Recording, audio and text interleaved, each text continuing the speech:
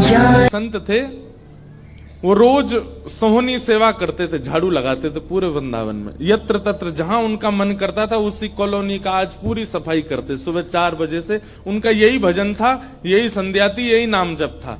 सोहनी लेते और लेकर के बुहारते पूरे मार्ग को। और हमारी आपकी तरह नहीं जोर जोर से, नहीं, धीमे धीमे। उनके मन में यह भाव था कि वृंदावन श्री प्रिया प्रियतम का ही स्वरूप है, इनके प्रति मैं रोष नहीं करूंगा, धीमे धीमे। और जब बुहारते थे तो अपने नेत्रों से ध्यान पूर्वक ब्रज की रज को देखते थे। कहीं कोई चिन्ह दिख जाए, कहीं किशोरी जी के चरण रज दिख जाए, कहीं ठाकुर जी के चरण दिख जाए। करते करते जब वर्षों बीत गए तो किशोरी जी के मन में भाव आया, हम नित्य रास के लिए वृंदावन में जाते हैं और पूरे वृंदावन को सुव्यवस्थित महात्मा करके रखते हैं, और इनकी एक ही अभिलाषा है कि हमारे चरण चिन्ह इनको दिख जाएं। एक दिन किशोरी जी ने उनको अपने चरण चिन्ह का दर्शन कराया। वो चरण चिन्ह देख करके उनके मन में विश्वास हो गया कि हे श्यामा जो चरण चिन्ह है, इसका मतलब चरण भी है, और चरण है तो मतलब आप भी हो। जब चरण चिन्ह तक ले ही आई हो तो आप अपने दर्शन भी करा दो। अब अंत तक ले ही आई हो तो आप अपने दर्शन भी करा दो। अब अगली उनकी स्थिति हो गई कि अब चरण चिन्ह नहीं, अब तो प्रत्यक्ष किशोरी जी को देखना है।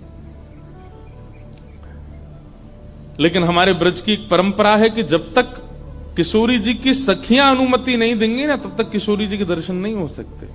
इसलिए ललिता जी को मनाओ, विशाखा जी को मनाओ, यमुना जी को मनाओ, गोपेश्वर महादेव को मनाओ। सखियां जब रीझ जाएंगी तब किशोरी जी से मिलना होगा। तो जब तक ललिता विशाखा आदि सखियां अनुमति नहीं देती तब तक किशोरी जी के दर्शन नहीं होते। लेकिन किशोरी जी तो चाहती हैं कि उनको दर्शन दें। तो एक दिन किशोरी जी ने रास करते करते अपना नूपुर वहीं छोड़ दिया, और नूपुर छोड़ करके किशोरी जी निकुंज में चली गई। आप सुबह सुबह जब सोहनी करने आए तो आपको वो नूपुर मिला, और नूपुर देख करके वो आनंदित हो गए। इतना सुंदर नूपुर, ऐसी सुंदर उसकी कलाकृति, इतना हल्का उसका वजन, इतना सुंदर उसका स्वरूप। नूपुर को अपने पास रख लिया। आज किशोरी जी के चरणों का एक नूपुर नहीं है। बाबा बोले तुम कौन हो रही? बोले हम पास के गांव की रहवारी, हमारी बहू है वो, और या की लाली है वो, जाको नूपुर रह गए हो है। बाबा बोले मैं कैसे पहचान जाऊं कि तुम्हारी ही लाली का नूपुर है? भाई मनचले लोग हैं, बहुमूल्य वस्तु किसी पे देखते हैं तो सब अपना अपना बताते हैं। रोड में अगर 100 रुपया गिर जाए और 50 लोग वहां से निकल रहे हों, कि कोई पूछे भैया 100 रुपया किसका, सब अपनी जेब चेक करते। भले ही कुछ लेके नहीं थे, भले ही जेब में कुछ नहीं था, फिर भी देखते लग तो मेरा ही रहा थे, मेरे जेब में 100 रुपए तो थे। सब अपना बताते हैं बहुमूल्य वस्तु को। तो मैं कैसे मानूं कि तुम्हारा नूपुर है? अरे बाबा हम कह रहे हैं तुम थे। बोले कहवे को अभी मैंने तो नूपुर, मैं तो असमंजस में पड़ जाऊंगा कि मैंने गलत आदमी दे दियो।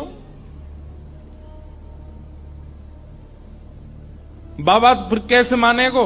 बोले एक नूपुर मेरे पास है, एक नूपुर तुम्हारी बहू ने ही पहन रखो होगो, वाकू ले आओ और यहां लाकर के मुझे पहले नूपुर की पहचान करा तो मैं दूसरा दे दूंगा।